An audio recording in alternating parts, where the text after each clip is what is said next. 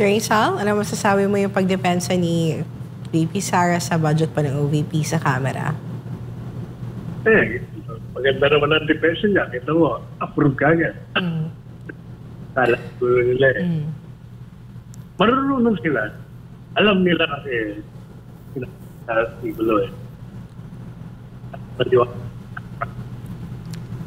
Alam na nila taong ba alam nila. Kaya kita mo, ang mga mapipilit lang, trying hard, yung mga natiwala. Yung mga natiwala lang, hindi naman. Kaya,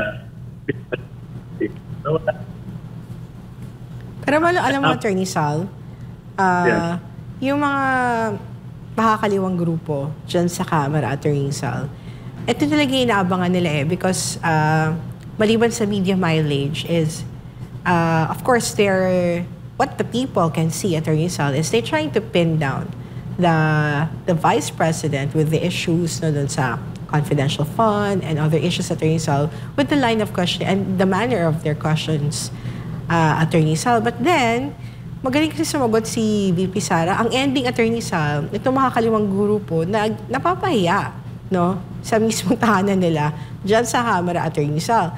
Pero kung hindi rin gaganon ni attorney ni VP Sara, yung mga makakaliwa, hindi rin sila kasi titigil, Attorney Sal. To the point na, Attorney Sal, nagiging meme. What I'm saying kasi, mga kababayan, the manner of questioning ng makakaliwang grupo, at sinagot ni Vice President Sara Duterte, ang ending is napapahiya sila at nagiging laman sila sa social media para pagtawanan ng marami sa ating mga kababayan.